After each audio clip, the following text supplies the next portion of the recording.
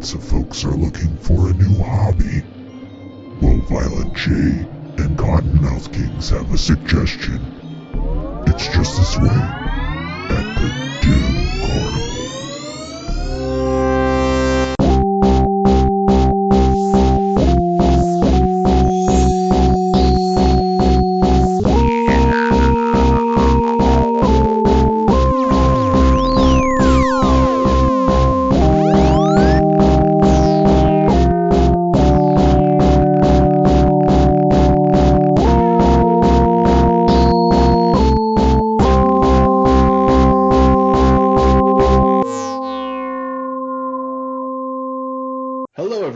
Back to the Dim Carnival. I'm Bill. I'm Steve. And I'm Ryan. And this week we're talking about the last of the first disc of the fourth Forgotten Freshness and the beginning of the second disc of the fourth Forgotten Freshness. Not the beginning. Well, the beginning in part. This might be a short episode. But anyway, we're talking about a few tracks. How you guys feeling? Feeling good? Oh, wonderful. Good. Well, let's talk about the first track this week, which is the Mikey Clark remix of CPK's. So if you haven't listened to California Pizza Kitchen, take a listen right now. Somebody in the choir that fell back into the candle wreck and caught the place on fire. I said again, a bloody cup of preacher in his dome. Then we put our barrels to each other's heads and took it home. Stop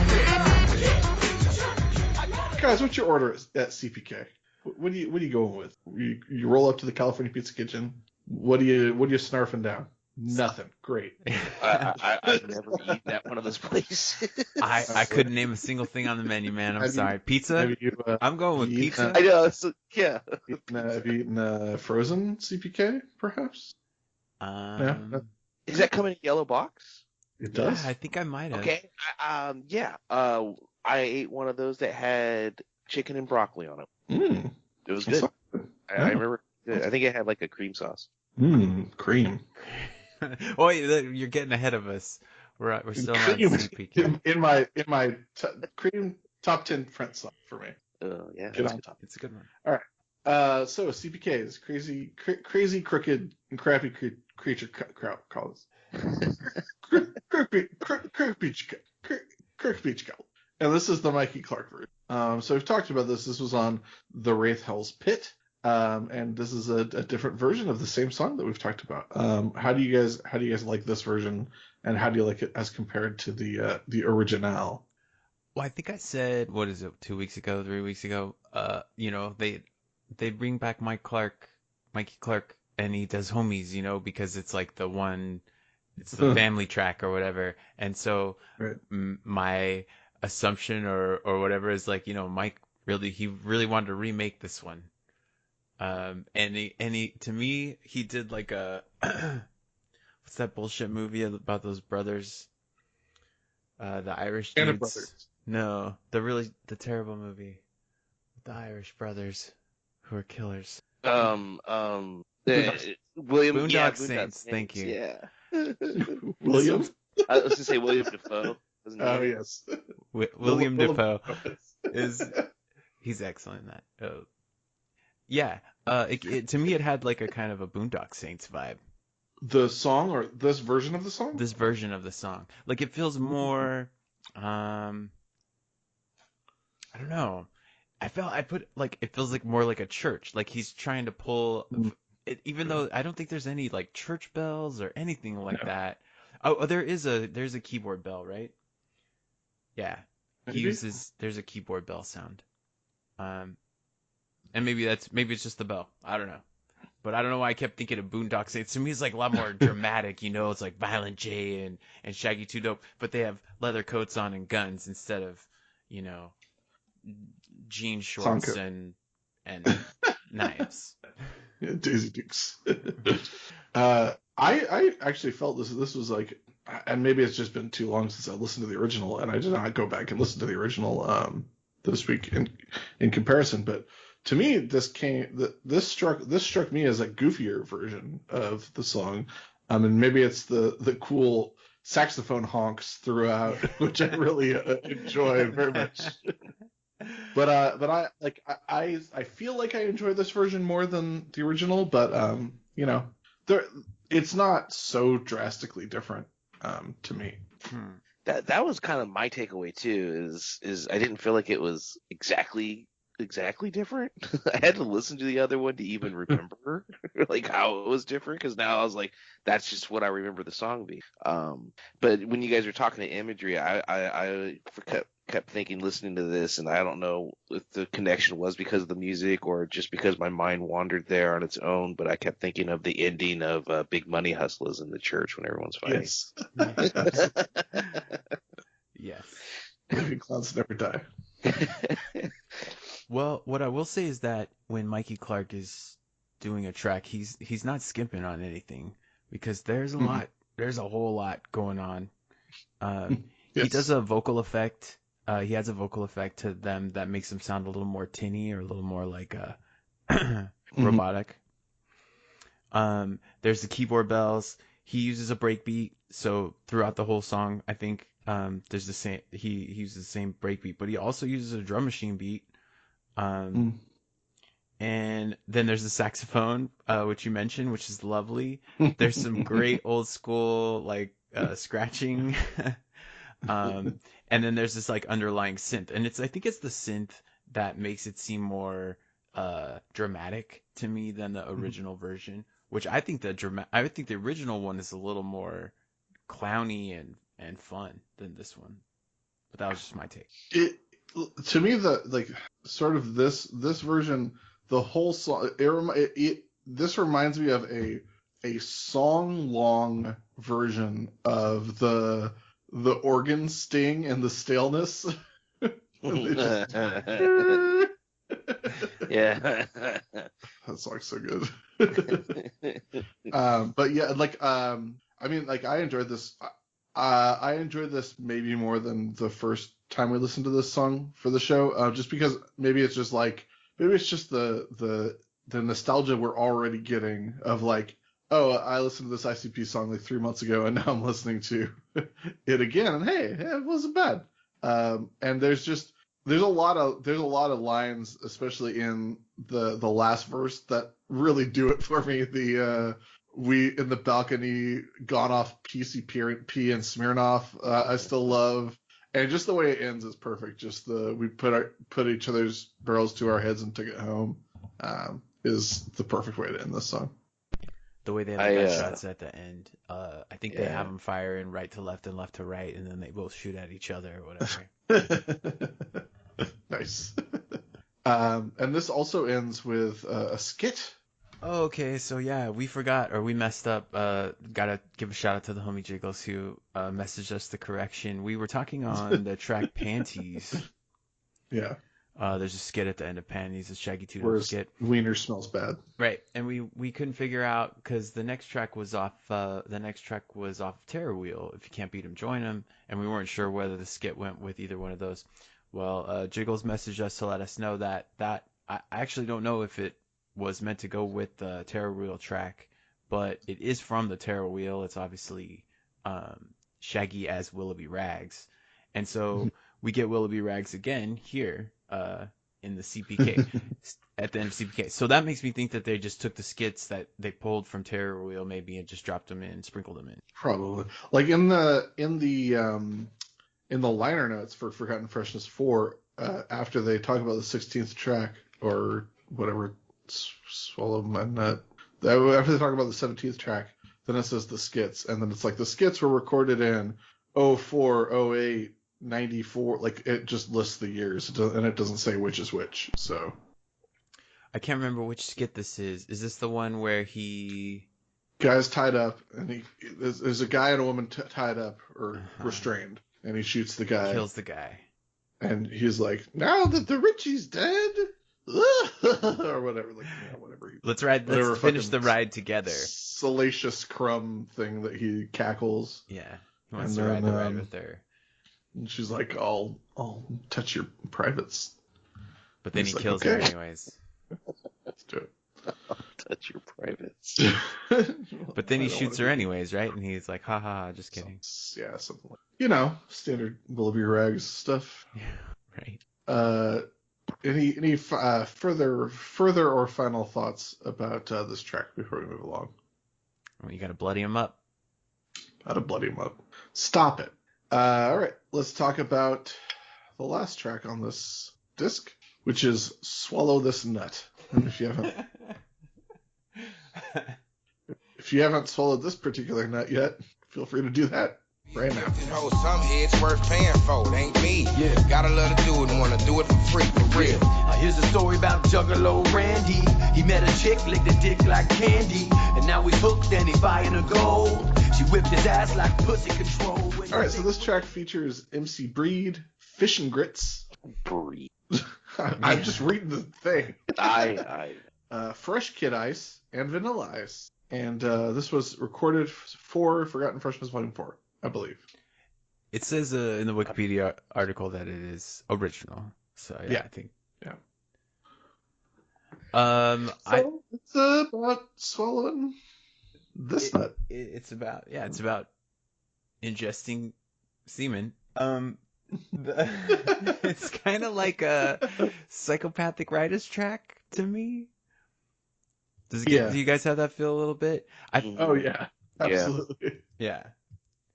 I wasn't sure. It's kind of silly. I wasn't sure I don't know who Fresh Kid Ice was or Fish and Grits. Apparently, Fresh Kid Ice is one of the guys from Two Life Crew. But I don't know. I assume he knows Vanilla Ice, or Vanilla Ice knows him, because they're both from Miami. I assumed it was Vanilla Ice's son. It's like maybe a guy that Vanilla Ice looked up to. Perhaps, I don't know. But, Two Life Crew. And Vanilla Ice, everybody knows Vanilla Ice. MC Breed, we actually talked about MC Breed.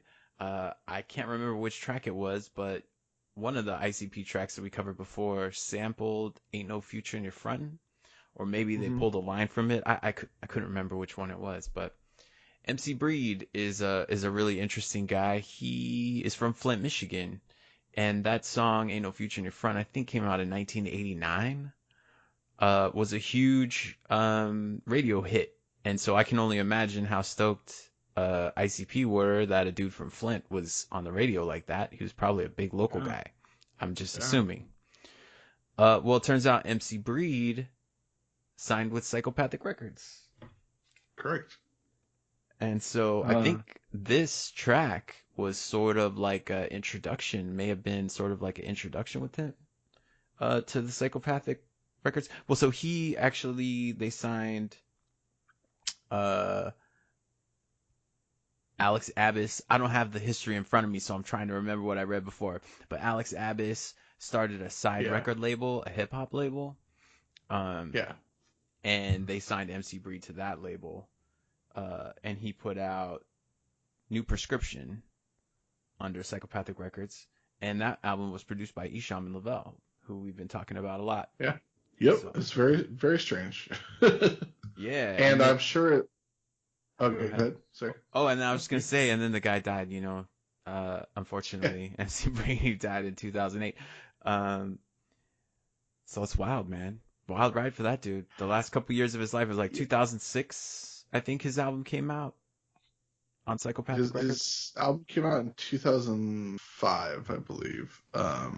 Wait, let me just double check this. No, his album actually came out in 2004.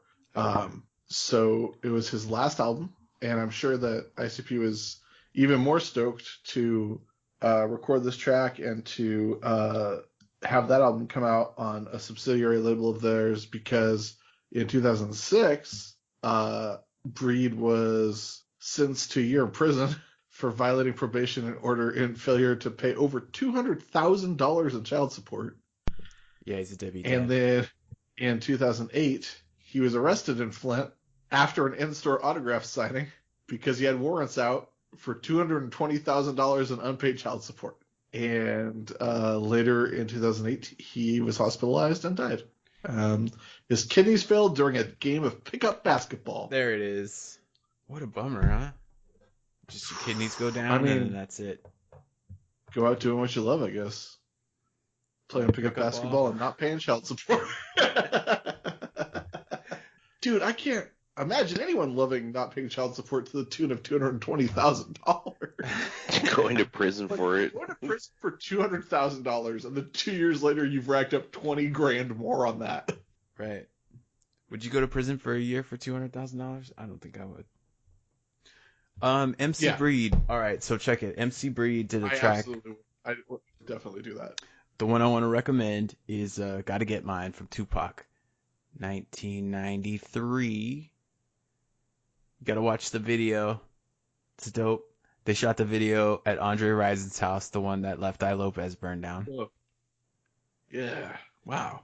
It's a wild video. I remember it because it looks fucking cold in this whole video, and all the dudes are wearing like skull caps and big puffy jackets and huge pants, and all the women are like barely wearing a bathing suit or whatever. They seem like they're comfortable, but it's got to be so cold. Yeah, that's weird because like normally like when you film a rap video at a very extravagant mansion, all the dudes got their shirts off and they're hanging out with Tupac on a hot tub. Right. Generally. Well, Tupac does have his shirt off in some scenes, but you know when they're out by the pool, You gotta- everybody's pretty close. You gotta give them what they paid for. Right. Right. Amazing Tupac verse. It's so wild to me that both these guys are dead. But yeah. Andre Rison. I don't think Andre Rison's in the video, but there is a guy who's wearing his jersey. Broken. It his might be. closet. It's hard. You know, it's low resolution these days. My eyes aren't as good, maybe. No, that would be fair. So do you want to talk about the track at all, or? I mean, it's great. It's great to have the history. No?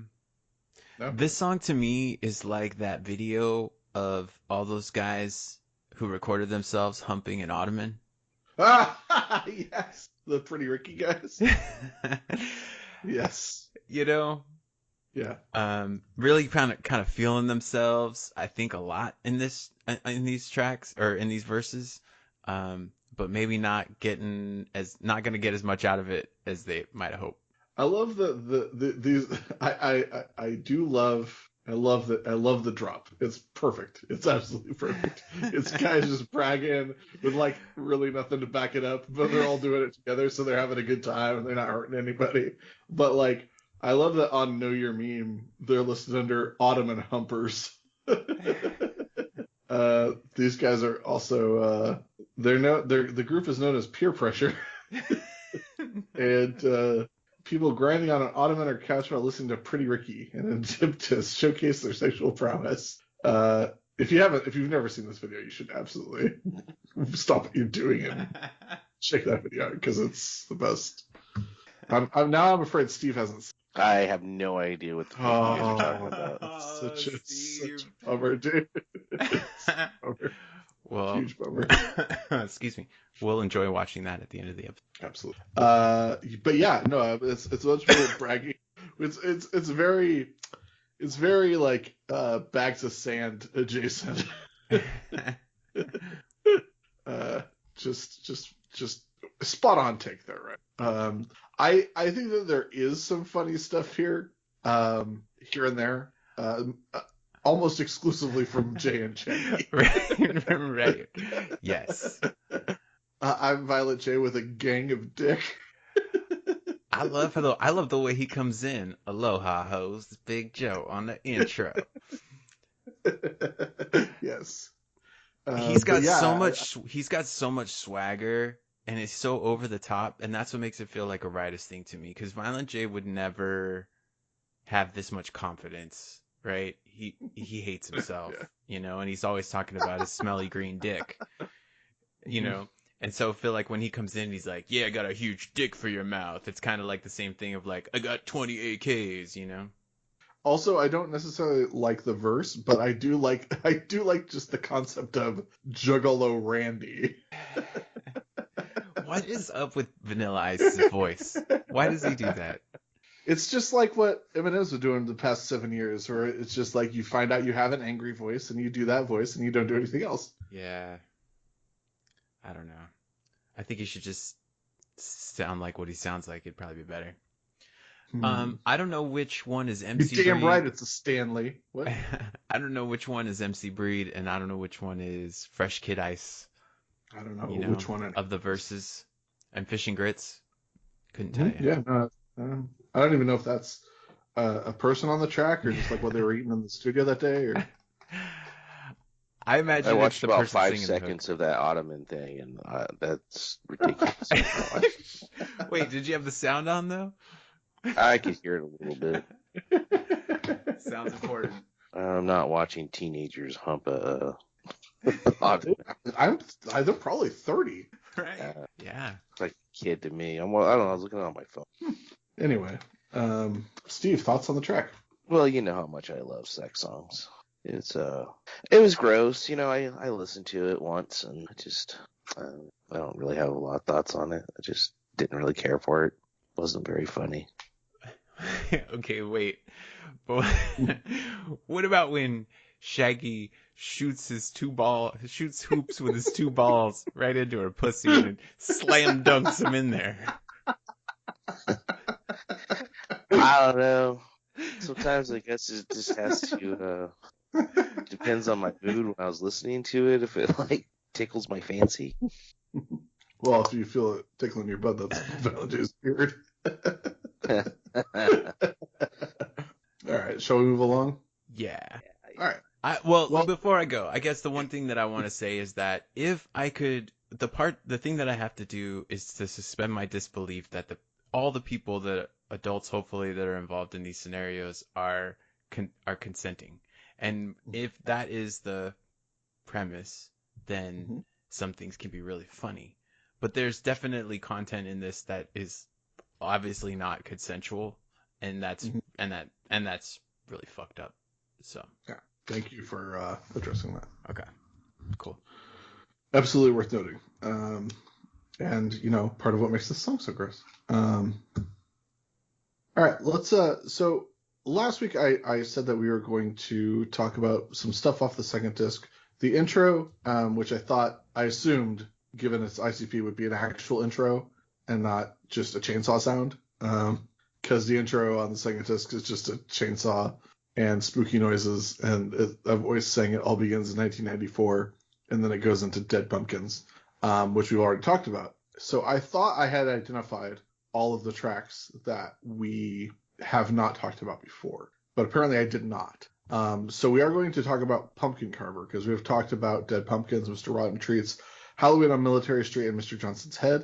So we're going to talk about Pumpkin Carver, and then I was prepared to talk about Sleepwalkers as well, but apparently we've already covered that on Psychopathics from Outer Space, although I have zero knowledge or memory of covering this song before. So, but I did enjoy it. I just want to say I enjoy it. So we talked about that. So we're only going to talk about Pumpkin Carver this week, and then next week we're just going to finish up Disc 2.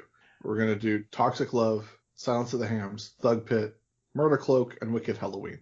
Is that cool? Yeah, I think that's great. Cool. And we'll be finally done with Forgotten Freshness Volume 4. So let's go ahead and talk about Pumpkin Carver. And if you have not listened to it, listen now. Insert the blade along the outer eyelid. Very slowly. I don't want to look out. You did. Okay, gently come 25 spec meter outer diameters. Huh? A square. I know it's hard. You probably just rather stab and jab. So this was for a Halloween. That's how it works. That's how these work. Second disc is all Halloween songs. One from each year of Halloween up to that point. Right. Starting in 1994. They were discs handed out to people who attended the Halloween shows on Halloween every year, and this one is Pumpkin Carver, which supposedly features Cottonmouth Kings. I think this is fairly solid. What do you guys think? Produced by Mike Clark. I think the song fucking rolls. Yeah, I really like this song. A lot of it's talking about, so the premise of the song is carving human heads like jack-o'-lantern. And Brilliant. And Violent J consistently throughout the song admonishing the listener for not being down enough or bad enough to want to be willing to do this disgusting stuff.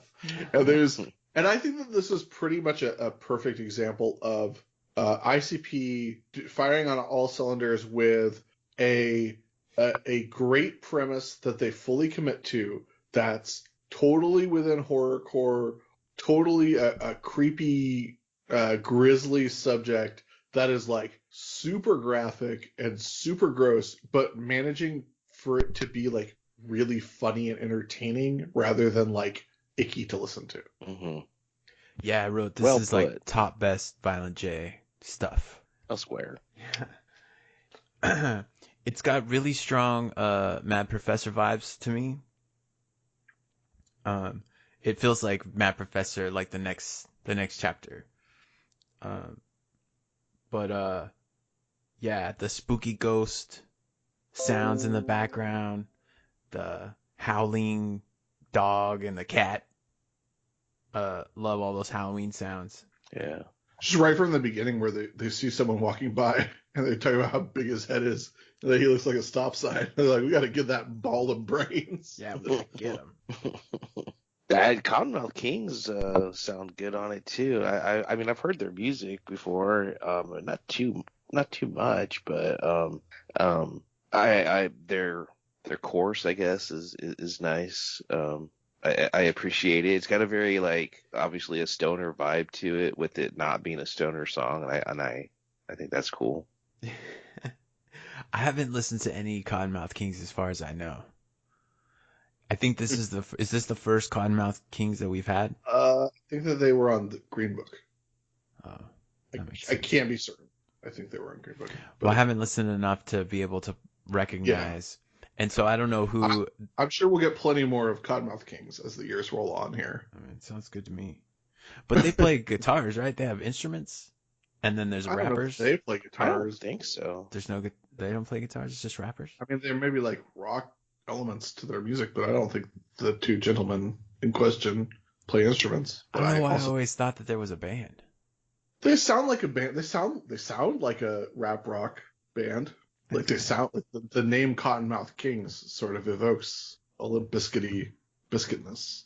Well, I also thought. I mean, the guitars, the electric guitars in this song are great, but especially in Twisted's verse, there's a really heavy electric guitar breakdown, and they share a verse together, which is great.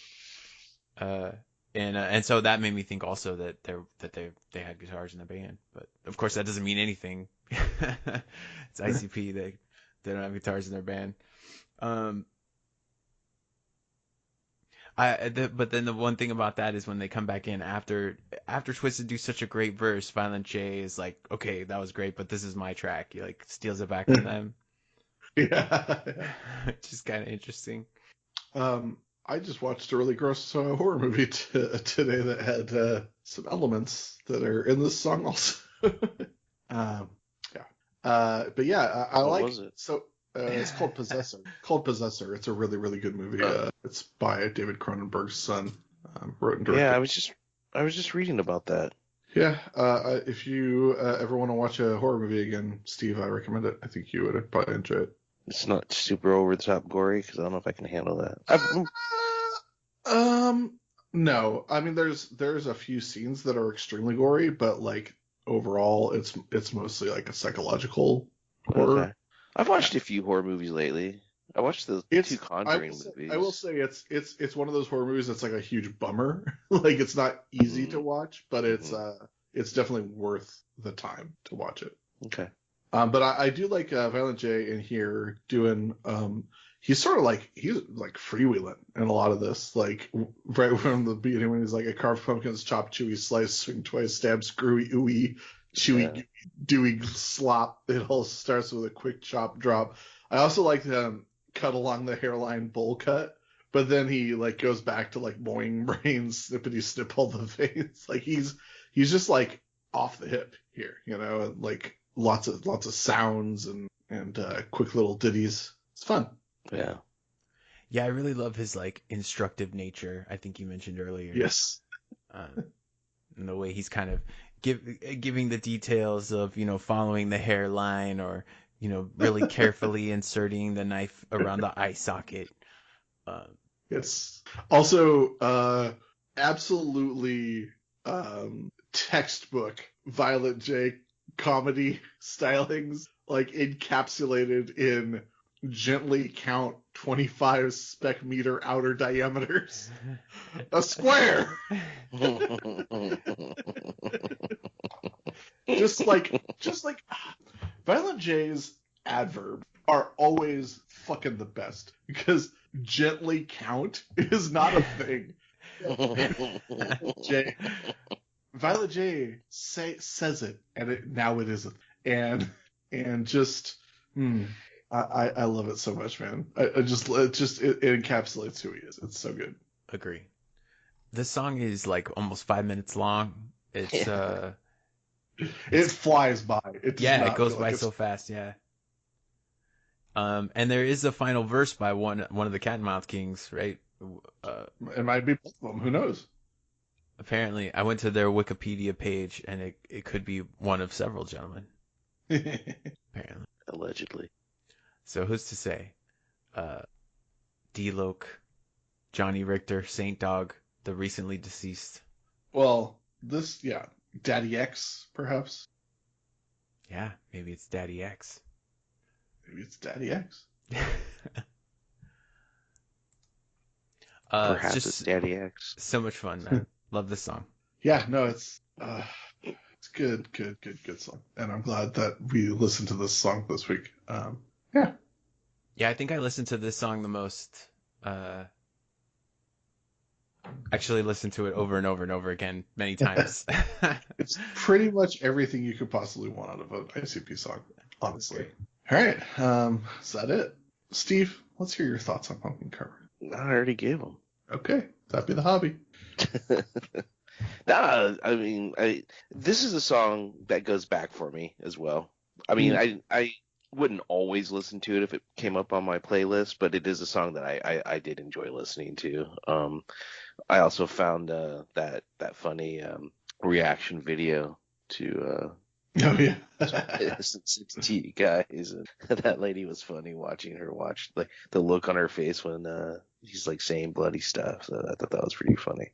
But yeah, I mean, it's funny because I like the song, and I feel like Cottonmouth Kings, like their work on it is good, but it never like made me like want to go out and listen. Yeah. to Cottonmouth Kings. I don't kind of bad about that. Yeah, I don't know if there's ever been a feature on an ICP song where I've been like, I'm gonna check out some of their other stuff. Yeah, same here. Like, except for like Twisted, yeah, like $85 an hour, but they were already like there. Like you don't have to go far to check out their stuff. Oh, I had no idea. Yeah, when $85 an hour came out, I had no idea who Twisted. I just feel like they don't really count. Yeah, no, agree. Well, I mean, I want to hear more of Greasy for sure. Steve, don't say cusses. You can't have my couch. I think it's interesting. I was thinking about how these tracks, they used to come out, you had to go to the show to get the disc, you know? Yeah, and then people in the late 90s, you started to be able to rip CDs and put them on those downloading sites. But then ICP, well, so we're quite a ways into time now, right? So we're 2005, and so they're gonna release these tracks, and this is a fun way for them to give out these tracks so that other juggalos can hear them, right? They want to give away the Halloween tracks. Yeah. But yeah, and I was thinking about like, do the people who went to the Halloween, do they feel betrayed at all by this coming out? That's great, because that's kind of what I was leading to, is that this sort of specialness about things on physical media or whatever, we lose that. And we've even lost, ICP was talking about it recently on a stream of how albums don't really happen as much, and they happen in a different way, and that people tend to drop a lot of single tracks now. And music is just different. People don't buy albums, we stream music. It's all very different. And so, but ICP's always kind of been, this to me indicates that ICP's always been that type of band that wants to share their stuff, and they know that the stuff that other people didn't have access to before, you're going to get access to it again at some point, right? Like they're going to eventually let it out for everybody. Yeah. Yeah. Like, to be honest, I still don't understand the distinction between a mixtape and an album, because to me, it's just like, oh, this rapper put out a 16-track release, but apparently that doesn't count as an album. Like, like Chance the Rapper's put out 6 albums, but he only has 1 album. Like I don't understand how mixtape versus studio album works. I do not understand it, but I guess some people do. So cool. But yeah, like music is different now. But I also think that like by the time Forgotten Freshness 4 came out, like I'm sure that there are some people who are bummed. Like the Hello Wicked tracks, they had the new track, but they also had like remix stuff and like older stuff. Like it wasn't just the one track on the disc. So like there was the one new album. So like those CDs still had like value, not just like as collector's items and artifacts and like very limited edition things that like only a few people have. But at the same time, like even though it's something very special that only a select few people were able to obtain, like by the time Forgotten Freshness Volume 4 came out, like the most diehard ICP fans had already found ways to listen to those tracks. So it wasn't like a Martin Shkreli situation where like you're buying this Wu-Tang album for $1 million or whatever, and you're the only person who ever gets to listen to it. And then after you go to prison, it turns out it wasn't a Wu-Tang album at all. It was like some Capadonna B-sides or whatever that they grifted this guy into paying $1 million for, which is also great. But anyway, but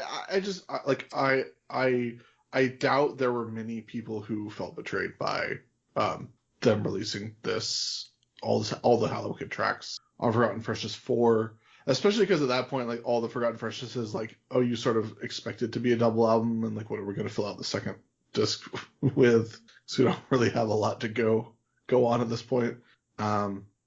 It's tricky, but I think that in 2005 when this came out, like those who had really wanted to hear those tracks had heard them already, and it's not even like it's more of like a reward for sticking around with Ice this long, Yeah, cool. Yeah, I mean half the tracks on the first disc are original, so we're not dredging up a lot of old stuff to begin with. Yes.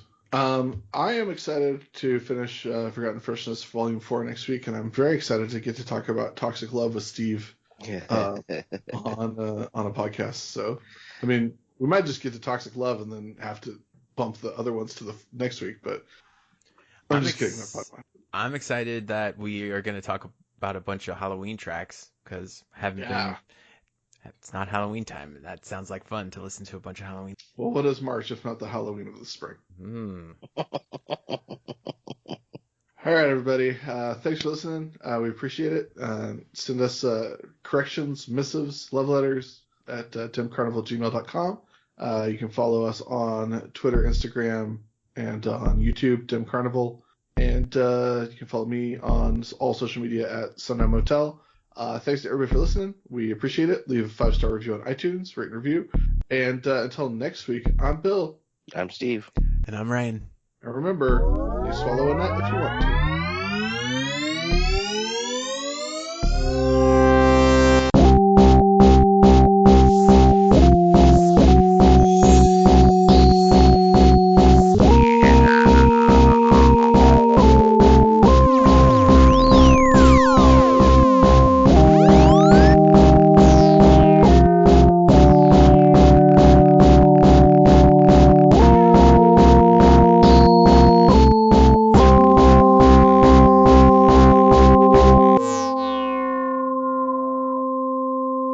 Last Monday, I got my first shot for Oh, hey, vaccine. congrats. Dope. Awesome, man. I'm fucking jealous. Phase 1, because you're a frontline worker, man. That's Yeah. awesome.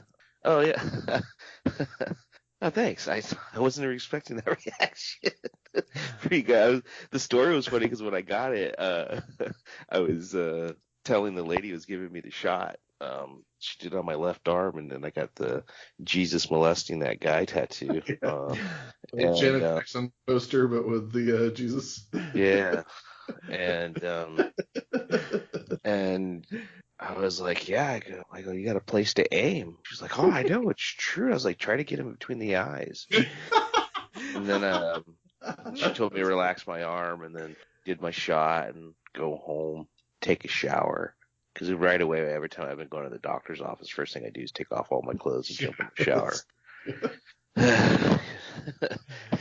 And so I was looking in the mirror when I got home to see where she actually gave it. She actually gave the shot in the dude's chest where his heart would be. That's awesome.